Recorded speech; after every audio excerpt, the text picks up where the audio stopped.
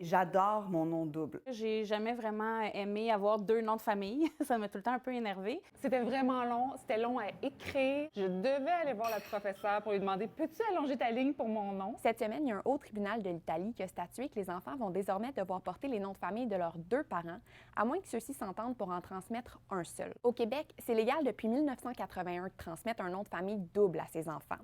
Et comme plusieurs jeunes de ma génération, j'ai moi-même grandi avec 2 noms de famille, même si j'en utilise un seul depuis plusieurs années. En discutant avec des gens autour de moi qui ont aussi 2 noms de famille, je me suis rendu compte qu'on avait une relation compliquée avec notre nom double. Et ça devient encore plus un casse-tête quand on a nos propres enfants. En 1981, le Code civil du Québec, dans la foulée de la reconnaissance du principe d'égalité entre les parents, permet d'attribuer soit le nom du père, soit le nom de la mère, soit les 2 noms des parents dans l'ordre qu'ils choisissent. Pour moi, c'est quelque chose qui est symbolique non seulement de ma génération, mais symbolique d'un combat des femmes. De dire que je m'appelle Camille Desrosiers-Godette, je trouve que c'est fort. Je trouve que c'est de dire ma mère s'est battue pour que je porte son nom, pour ne pas être effacée. En 1980, par exemple, 93% des enfants portaient le nom du père exclusivement. En 1990, c'était 71% et 22% le double nom. Aujourd'hui, les dernières données disponibles, en 2010, 85% des enfants portent le nom du père exclusivement et 9% un double nom. Je voulais que mes enfants aient seulement un nom. Puis dans le fond, je m'étais dit que je donnerais celui de mon copain.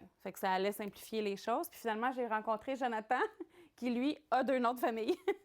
Ça n'a jamais été vraiment mon fort, les 2 noms de famille. J'ai toujours utilisé un plus que l'autre. Mais étant donné que ma mère a été adoptée et que je n'avais pas de lien de famille avec les Leclerc direct de sang, j'avais plus tendance à vouloir utiliser Coulombe comme nom pour mes enfants. Moi, mon combat, en guillemets, c'était pas que Paul porte simplement mon nom. Moi, pour moi, ben, le côté féministe, c'est le côté équité. Donc, c'est que les 2 parents soient présents. On a eu quand même une longue réflexion. 4 noms, c'est pas simple.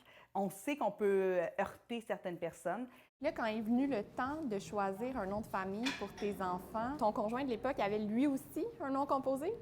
Ah, lui aussi, alors prénom composé, nom composé. J'avais pas envie d'imposer le nom de famille composé à mes enfants. Par contre, qu'est-ce qu'on fait quand on doit choisir le nom de famille? Quand les parents, donc les grands-parents des enfants, sont séparés, ça a créé un peu une dynamique plutôt difficile et on a senti la pression qu'il fallait qu'on prenne les 2 noms. Je suis convaincue que si Paul retirait mon nom, je serais blessée d'une certaine manière parce que je pense que ce serait surtout de me dire « OK, j'ai échoué en quelque part dans ce que je voulais lui transmettre. » Quand j'ai su que j'étais enceinte d'un garçon, je me suis dit que ça allait être un travail peut-être double, de m'assurer que ça allait être quelqu'un qui allait respecter la femme, qui allait comprendre l'apport des femmes dans la société, qui allait être un homme responsable. Puis aussi petit et niaiseux que ça puisse paraître, je trouve que d'effacer le nom de sa mère, ça serait un geste symbolique dans ce sens-là. Donc oui, je suis convaincue que je serais heurtée si on enlevait le Desrosiers.